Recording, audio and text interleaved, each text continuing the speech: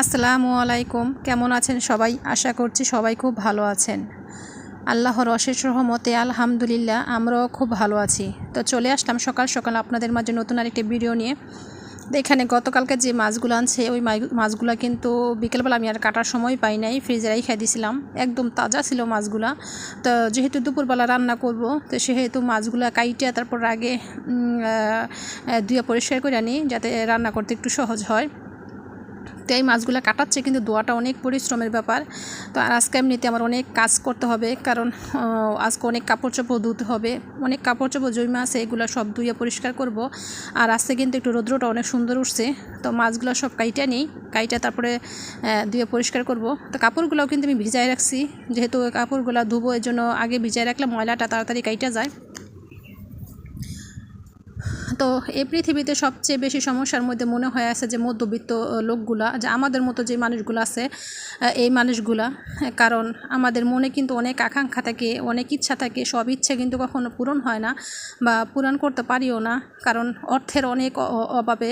কারণ সবসময় কিন্তু সব ইচ্ছাগুলো পূরণ করার জন্য সঠিক পরিমাণে অর্থ কিন্তু আমাদের থাকে না।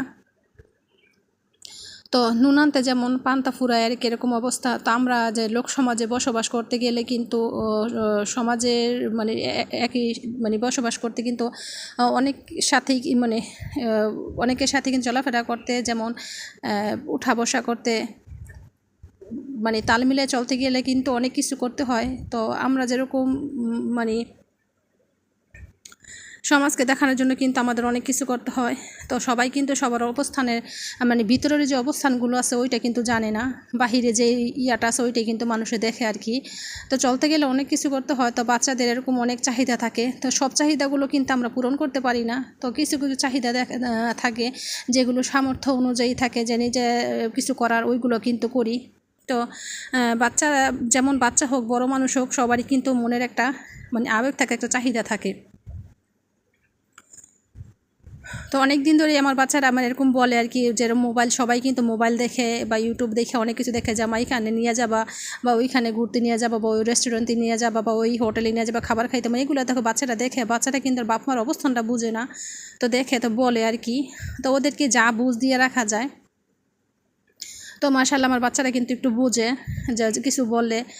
তো কয়েকদিন ধরে শুরু করছে যে ওদেরকে নিয়ে মানে ইয়ার মধ্যে নিয়ে যে ফুচকা খাওয়ানোর জন্য। তো ফুচকাটা খাওয়াইতে গেলে বা কোনো কিছু রেস্টুরেন্টে নিয়ে যাইতে গেলে কিন্তু অনেক টাকা দরকার হয়, 1000-2000 টাকা দরকার হয়। তো চিন্তা করি মাঝে মধ্যে এত টাকা খরচ না করে বাড়িতে যদি ওদেরকে কিছু বানিয়ে খাওয়ানো যায়, তো যেখানে আমি 2000 টাকা খরচ করবো ওইখানে কিন্তু আমি 500 টাকা খরচ করলে কিন্তু বাড়িতে সবাই মিলে খাওয়া যায়, এবং কি 2-3 দিন মানে তৃপ্তি সহকারে কিন্তু খাওয়া যায়। তো এর জন্য কিন্তু বাচ্চাদেরকে আর ওইখানে নিয়ে যাওয়া হয় না, কারণ আমাদের মতো মানুষরা কিন্তু আমরা চাইলেই কোনো কিছু করতে পারি না, আর ইচ্ছা করলে কিন্তু কোনো মানে জায়গা চাইলেও কিন্তু যাইতে পারি না। তো এইখানেই কিন্তু আমি যে গতকালকে কিন্তু ডালটা ভিজায় রাখছিলাম, যে ওই বাচ্চারা ফুচকা খাইতে চাইছে, এই জন্য কিন্তু ফুচকাটা বানিয়ে দিব ওদেরকে, এর জন্য ভিজায় রাখছিলাম। এটা কিন্তু আগের দিন ভিজায় রাখতে হয়।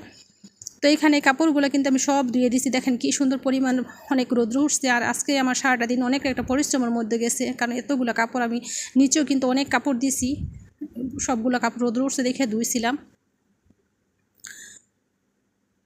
তো আমাদের কিন্তু বললাম যে পৃথিবীতে সবচেয়ে মানে খারাপ অবস্থানে মধ্যবিত্ত যারা আজকে এই ফ্যামিলিগুলা আর কি, যারা মনে করেন একদম উচ্চ ফ্যামিলি, তাদের তো কোনো ইয়াই নেই, যা চায় তাই কিন্তু তারা পায়, যে যখন ইচ্ছা সেখানে যাইতে পারে, মানে যা ইচ্ছা তাই কিন্তু খাইতে পারে। কিন্তু আমরা কিন্তু তা পারি না, ইচ্ছা করলেও কিন্তু কোনো জিনিস পারি না। মনের যে আকাঙ্ক্ষাগুলো আছে ওই আকাঙ্ক্ষাগুলো কিন্তু পূরণও কখনো করতে পারি না। তো এখানে কাপড় চোপড়গুলো শুকায় তারপরে কিন্তু আমি দুপুরে রান্নাটা শেষ করে কিন্তু উঠছিলাম, যে দেখি কাপড়গুলো উঠানোর জন্য, যে দেখি কাপড়গুলো কিন্তু শুকাইছি কিনা। তো মাশাআল্লাহ কাপড়গুলো সব যেই পরিমাণ রোদ উঠছে শুকাই গেছে। তো এইখানে আমি একটা চারা লাগাইছিলাম, লেবুর চারা। তো মাশাআল্লাহ চারাটা কিন্তু অনেক সুন্দর হয়েছে। আর ওই পাশে যে একটা ড্রামে আমি মাটি করে রাখছি, এটাতে আমি গাছ লাগাবো। তার এত রোদ্রের কারণে কিন্তু যে পুঁই শাকগুলো লাগাইছিলাম ওইটাও কিন্তু একদম জ্বলে নষ্ট হয়ে গেছে।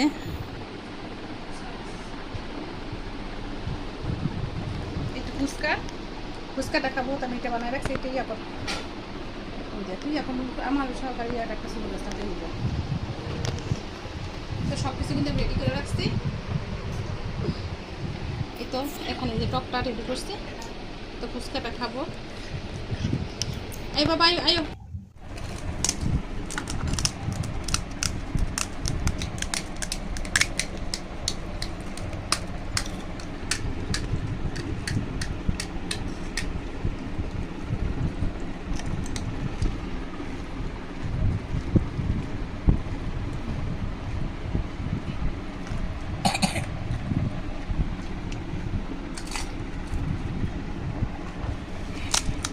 थोड़ा सा नमक तो क्या होगा ना, ये तो ये बुरा लोग